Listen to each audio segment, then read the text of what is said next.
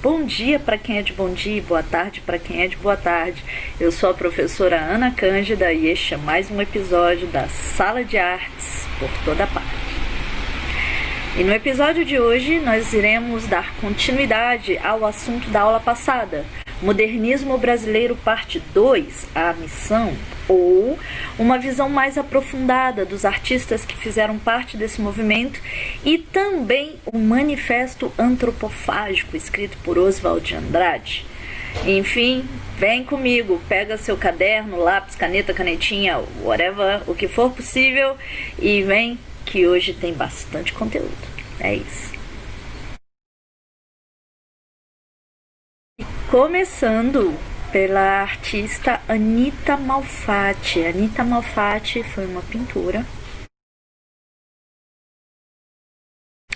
e ela teve uma obra extremamente significativa. E mesmo antes da Semana de Arte Moderna começar, a Anita já vinha fazendo algumas exposições e mostrando que a arte dela tinha uma proposta diferente do que se fazia na academia, né, e já mostrava, né, essa estética similar às vanguardas europeias, né, que estavam chegando muito levemente aqui. Então ela estudou fora do país, onde ela teve contato com essas vanguardas, e depois, de volta ao Brasil, ela continuou pintando, né, e incentivada por amigos, né, Oswald de Andrade, Mário de Andrade, Menotti Del Pitta, a galerinha dos modernistas, a turminha dos modernistas, ela participou da Semana de Arte Moderna de 22. E aí, a partir daí, a sua carreira decolou de vez e ela foi reconhecida em todos os lugares onde ela se apresentou, inclusive no Brasil, né, que mesmo em vida ela teve o reconhecimento pela sua obra. A gente vai ver agora duas telas da Anita, uma mais famosa delas, que é a Boba,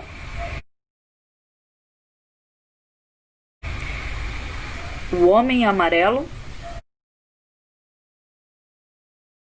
que inclusive virou estampa de selo, né?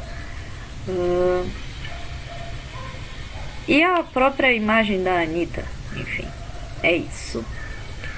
E agora vamos passar para outro grande artista da Semana de 22, que foi um dos grandes pensadores, né, que veio da Europa todo inspirado, que foi o Oswald de Andrade. O Oswald de Andrade, gente, ele era um grande agitador de ideias. Ele tinha enfim, um histórico de militância política, de escrever manifestos. E o Oswald de Andrade, ele vai fazer a ementa da Semana de Arte Moderna de 22, né? Ali ele vai fazer discursos extremamente nacionalistas, enfim. Mas ele vai ficar conhecido mesmo pela revista Claxon,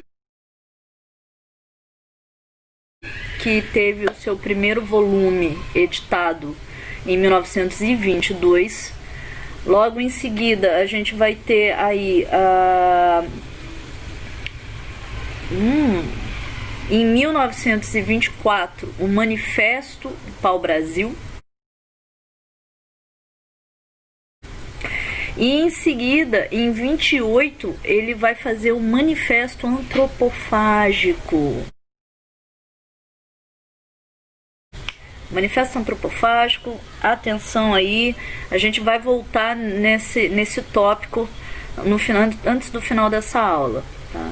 Então, o Oswald de Andrade, ele é responsável pela essa parte literária, né, politizada da Semana de Arte de 22, junto com o Mário de Andrade, que é outro grande pensador que vai estar aqui, né, realizando a Semana de Arte Moderna. Né? O Mário de Andrade, ele foi pioneiro, né, na escrita, com um livro chamado Pauliceia Desvairada. Esse livro, ele vai inaugurar a primeira fase do modernismo brasileiro, tá? Então, memorizem aí Pauliceia Desvairada. Por que Pauliceia Desvairada? Ele está falando da história do Brasil por um ponto de vista muito singular. Além de escrever ficção, né, o Mário de Andrade ele foi um intelectual e ele foi um crítico de arte em jornais e revistas, né? Ele chegou a dar aulas particulares de piano porque ele era um amante da música. E em termos literários, né, a sua maior criação foi provavelmente o romance Macunaíma, de 1928. E ele chegou mais tarde a ser adaptado para o cinema e já é uma produção mais moderna, enfim, tem no elenco grandes atores como o Grande Otelo, que faz o personagem do Macunaíma durante um pedaço do filme. Depois vai trocar o ator, enfim, tem que assistir o filme. Fica aí a dica.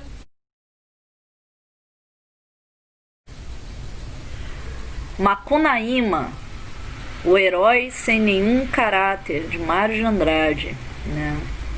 Enfim, tem mais informações para quem quiser pesquisar. Aqui na bio do vídeo eu vou deixar alguns links, tá? De sites onde vocês podem aprofundar esse conteúdo que eu tô passando aqui. Depois do Mário de Andrade, Oswald de Andrade, o artista que eu escolhi para falar foi o Victor Brecheret. O Victor Brecheret ele era um escultor, né, um artista que trabalhava com figuras em 3D. E ele já tinha um trabalho que tinha muita repercussão na época, e ele era muito amigo, né, do Mário de Andrade, do Oswald de Andrade e do Menotti Del Pitta. E aí ele resolveu, por conta dessa amizade toda, participar da Semana de Arte 22. Ele não estava presente na Semana de Arte 22, ele estava na Europa, mas ele deixou 20 obras para serem expostas no Salão do Teatro Municipal durante a semana. O Victor Brecheret ele vai ser muito conhecido por uma obra que na época da semana não tinha conseguido ser aprovada, né? Ele estava tentando vender esse projeto, mas depois, né, vai ser aprovado, que é o Monumento às Bandeiras, que é uma obra gigantesca que fica ao lado do Parque do Ibirapuera, em São Paulo, e se tornou uma obra de referência, né? Por conta das histórias dos bandeirantes, da entrada das bandeiras, né? O estado de São Paulo ficou muito marcado, né, historicamente por esse movimento. Então, a obra mais conhecida do Victor Brecheret é esse Monumento às Bandeiras, né, onde ele mostra na escultura todas aquelas características que eu havia colocado no vídeo anterior, né? A experimentação estética, a valorização da cultura nacional, o rompimento com o academicismo, todas essas qualidades e características estão presentes na obra do Victor Brecheret. E aí nós temos dois grandes pintores juntos com a Anita Malfatti e outros pintores também, eu estou aqui citando só os principais, que vão ser o Di Cavalcanti e o Cândido Portinari. E aí, moçada, o Di Cavalcanti, né, ele foi um dos maiores pintores que a gente teve aqui no Brasil, né? Ele gostava de retratar, de representar temas principalmente brasileiros, como mulatas, favelas, samba, carnaval. E o Di Cavalcanti ele era muito próximo do Manuel Bandeira, né? Tanto é que ele até ilustrou um livro do Manuel Bandeira chamado Carnaval, que aliás, Manuel Bandeira é outro autor que participou da Semana de Arte Moderna com o poema Os Sapos. A gente viu isso na aula passada, então volta lá.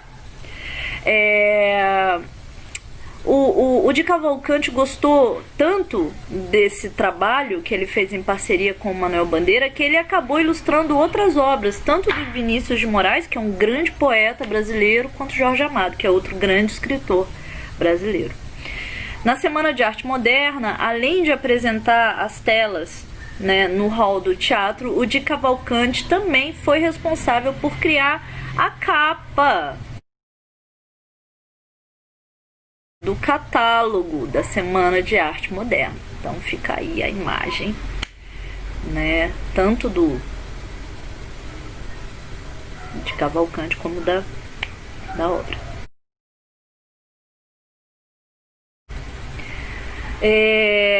E aí, moçada, ficou faltando só falar sobre o Cândido Portinari, né? O Cândido Portinari, ele vai fazer um trabalho, ele vai se tornar muralista, e na Semana de Arte 22 ele vai ter um trabalho que retrata a realidade brasileira,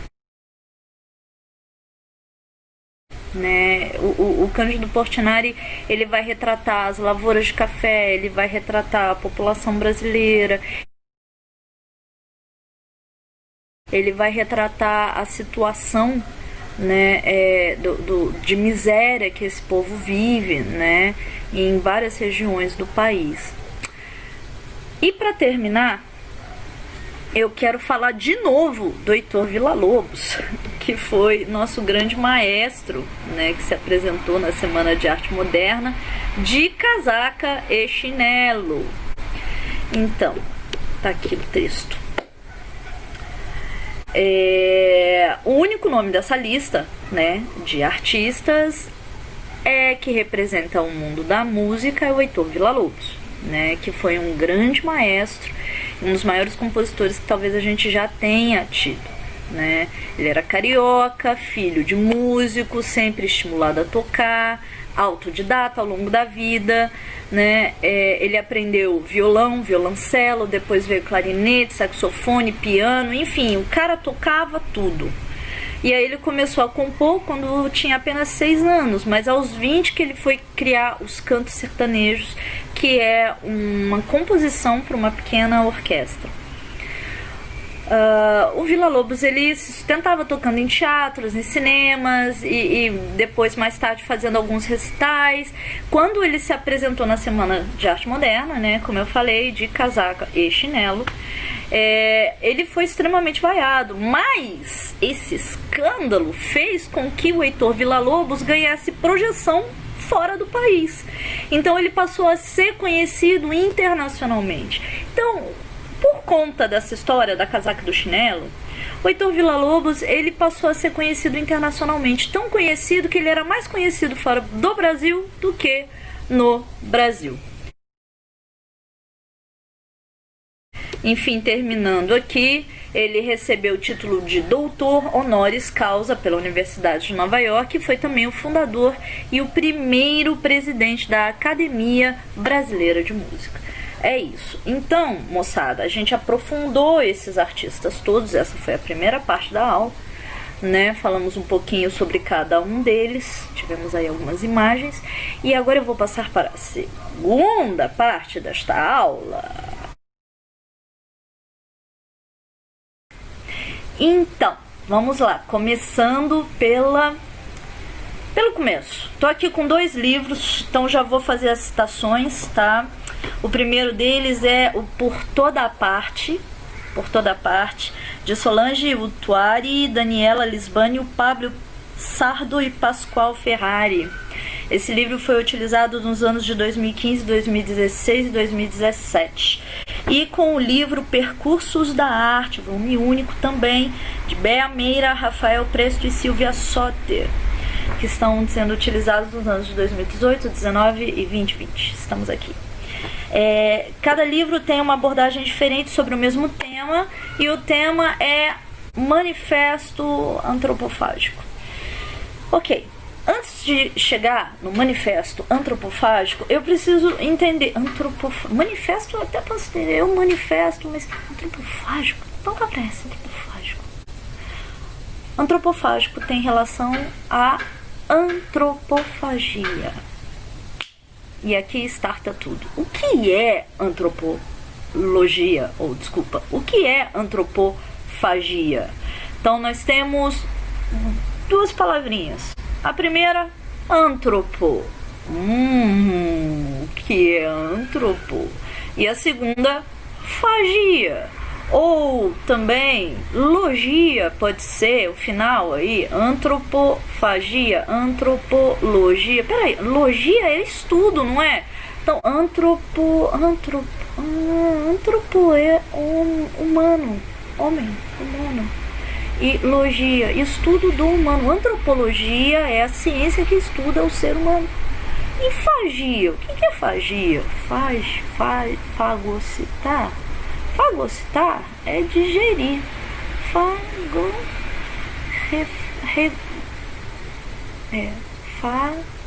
Fagia. Fagocitose, fagia. Digestão. Fagia, digestão. Antropofagia, digestão do homem. A antropofagia, meus caros, é a palavra científica para canibalismo na nossa espécie.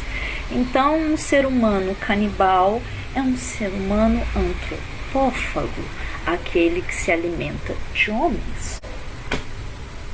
Mulheres também, homens no sentido geral, aí da humanidade, seres humanos. O antropófago, ele se alimenta de seres humanos. Uau, pois é. E foi mais ou menos isso, esse resgate, que fez com que o Oswald de Andrade escrevesse o Manifesto Antropofágico. Então vamos lá. O poeta modernista Oswald de Andrade fez pesquisas no início do século XX sobre o ritual antropofágico presente na cultura dos povos da nação Tupinambá.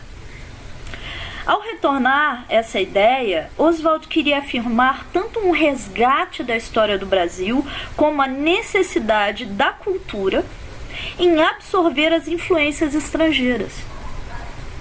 Antropófago é aquele que come carne humana para nutrir seu corpo físico, mas em algumas culturas também há a ideia de que essa prática pode nutrir o espírito, absorvendo a coragem, a força e o conhecimento da pessoa que serve de alimento. No caso da ideia de antropofagia expressada pelos artistas, esse termo ele é usado como uma metáfora para fazer referência a um ser humano que se alimenta de culturas para nutrir o seu repertório, digerir e criar novas coisas que serão comidas. A arte que será consumida e interpretada por outras pessoas em um ciclo da vida natural, contínuo. Ok, no outro, nós temos que a antropofagia, na formulação do Oswald de Andrade, faz referência a um aspecto cultural de alguns povos indígenas que habitavam as Américas. O ato ritual de matar, assar e comer a carne dos inimigos para adquirir sua força. A metáfora criada pelo modernista de forma audaciosa, e que metáfora é essa? É dizer que ao se alimentar da cultura estrangeira, nós nos nutrimos o nosso espírito, e aí nós produzimos arte e cultura resultante dessa digestão.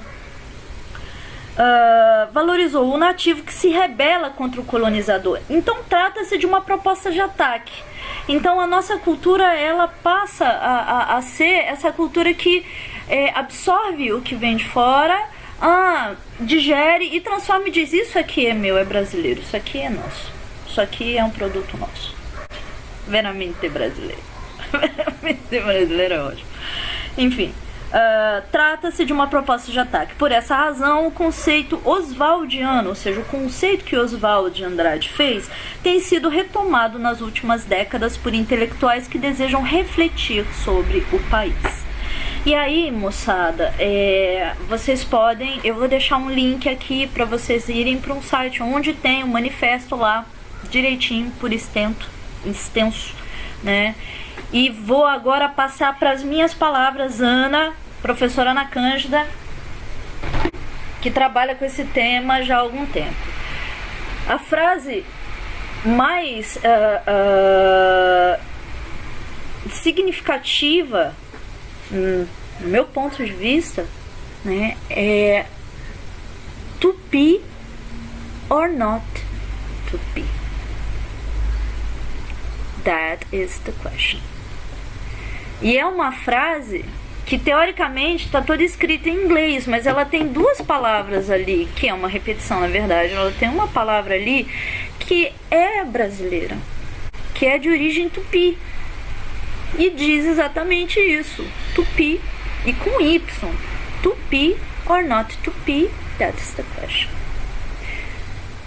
To be or not to be é um trocadilho para to be or not to be, que em inglês significa literalmente ser ou não ser.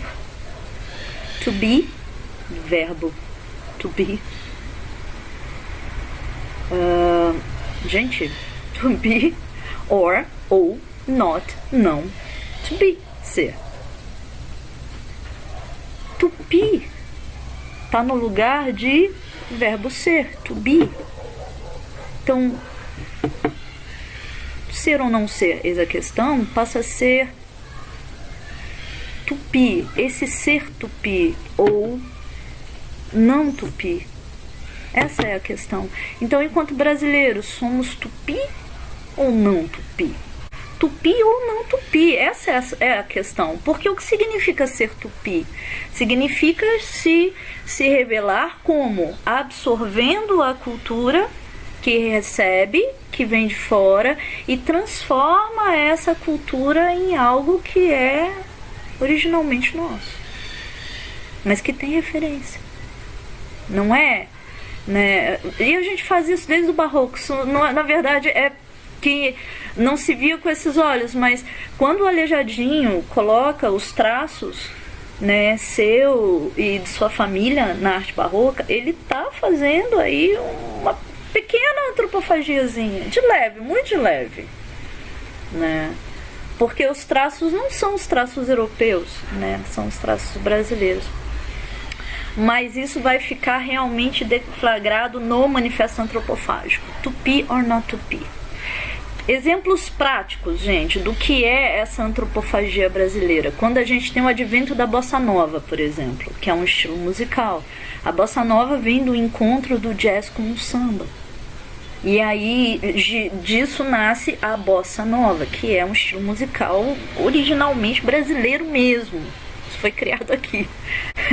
A gente fica discutindo, né, a patente de onde é, mas é. E na década de 90 a gente vai ter o Chico Science, a nação Zumbi de Pernambuco, criando um estilo musical que é o Mangue Beat, que é a Mangue, é aquela região geográfica, né, que fica no mar.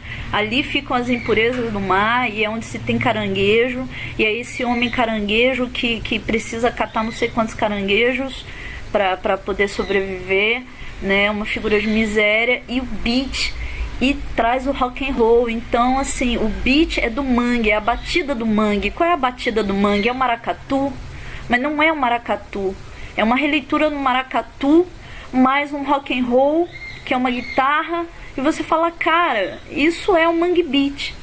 Então, nós temos vários movimentos artísticos dentro das nossas artes, seja na pintura, seja no teatro, seja na escultura, mas na música, né, que eu posso falar um pouco mais. É isso, meninos, sabe? A gente se alimenta. Outro exemplo. Exemplos práticos de como a antropofagia cultural é uma marca muito nossa brasileira. Gastronomia, tá? Gastronomia, comida. Existe uma coisa chamada sushi de Romeu e Julieta. E aí eu penso, sushi de Romeu e Julieta. O que é um sushi? Sushi é um rolinho, um bolinho de arroz com um pedaço de peixe, normalmente outra coisa, né? O sushi é um rolinho de alga, às vezes, e arroz e alguma coisa, ou só um rolinho de alga com arroz. E aí, Romeu e Julieta é um doce, né, que a gente come, que vem queijo e goiabada, né? O queijo é Romeu, goiabada é Julieta, é bem sexista mesmo, mas enfim, isso é muito antigo. E O queijo é de tradição europeia e a goiabada é extremamente brasileira. Goiaba é uma fruta nacional e coisa e tal. Então, queijo com goiabada, aí ganha o nome de Romeu e Julieta. Mas que diabo é Romeu e Julieta? De onde que veio Romeu e Julieta? Ah, é aquela peça lá do Shakespeare que o Romeu e a Julieta são de famílias que são inimigas e aí eles não podem se amar, o amor proibido. E aí é uma tragédia, enfim, Romeu e Julieta, que escreveu William Shakespeare, um poeta inglês, período elizabetano. E aí você pega isso, e aí você pega o doce, aí você pega o queijo, aí de repente você faz um sushi que é comida japonesa. Você fala, cara, que gatos é isso? A antropofagia cultural. Outro exemplo, gente, pizza de estrogonofe, pizza de churrasco.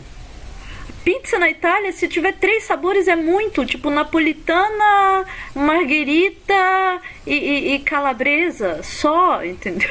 O resto, pizza de bobó de camarão. Enfim, isso é brasileiro, isso é nosso, é essa coisa, todo mundo fala do jeitinho. Tem o lance da antropofagia cultural também. E essas são as primeiras frases, né, do manifesto antropofágico. Só a antropofagia nos une. Só a antropofagia nos une. A alegria é a prova dos 9. Né? E cita Pindorama, que teoricamente era o nome pelo qual os indígenas chamavam o território do Brasil, Pindorama, que é a terra do sol. Enfim, e aí, gente, é isso. Eu espero que vocês tenham entendido o conceito de antropofagia cultural. Eu tô fazendo uma paz. Antropofagia cultural, o que foi esse manifesto antropofágico, o que o Oswald de Andrade queria com as suas palavras. E aí eu termino aqui com a obra Antropofagia da Tarsila do Amaral, né? Apesar de que a Abapuru é a mais famosa, porque a Abapuru foi um presente que a Tarsila deu para o Oswald, né, em 28. Mas eu vou deixar a tela antropofagia para vocês. É assim que eu me despeço. Tenham todos uma boa semana e até a próxima videoaula.